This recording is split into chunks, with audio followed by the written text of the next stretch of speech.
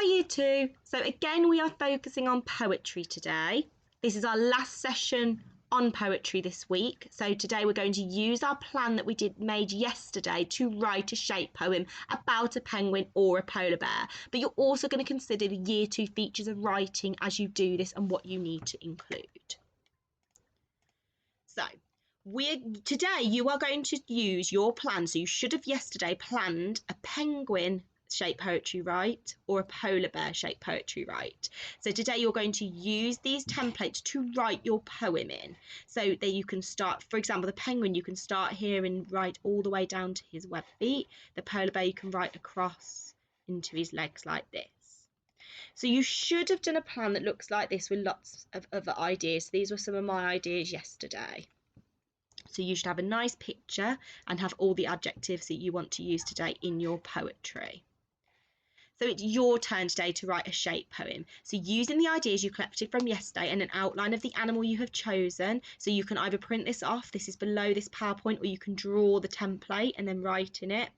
You need to create a shape poem. Remember to stay inside the lines of the picture, don't go out of the picture. It needs to form the shape of your animal, starting a new line when you get close to the edge. Don't forget to use full stops and capital letters. Try to use some alliteration or similes if you can, which I explained yesterday. So alliteration being the same letter, so the slivery, slimy snake, or similes if you can, so saying he was as big as a tower, he was as tall as a tree. This will make your shape poem more exciting and descriptive. So if you are a 1-star, this is what we would like to see in your poetry writing today. We would like all your lines to begin with a capital letter, your lines ending with a full stop or a comma. Using finger spaces, you need to think of a title for your poem.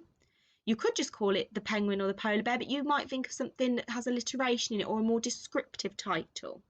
Using adjectives, using and as a conjunction, and then making sure your poem is in the shape of your chosen animal. 2 stars, this is what we would like you to use in your checklist. So your lines begin with a capital letter, lines end with a comma or full stop.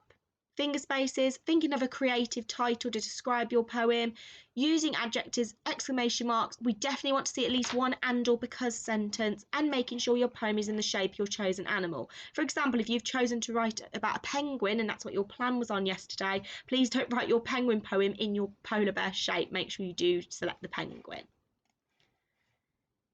3 stars, this is your checklist. So all your lines begin with a capital letter, lines end with a full stop or comma, using finger spaces, adjectives, an exclamation mark. Think of a creative title to describe that poem, using and because as conjunctions, and making sure your poem is in the shape of your chosen animal. So if you have chosen to write about a polar bear today on your plan, make sure you use the polar bear outline to write your shape poem in.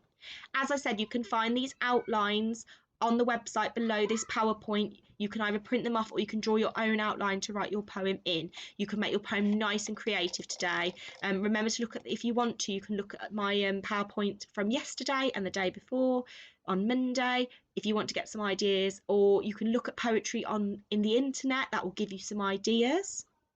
If you look also, I've given you some other ideas for poetry and given you some examples of poetry below the activity sheet. So have a look at those, and if you've got any questions, please don't hesitate to get in touch, but we can't wait to see your poetry writing.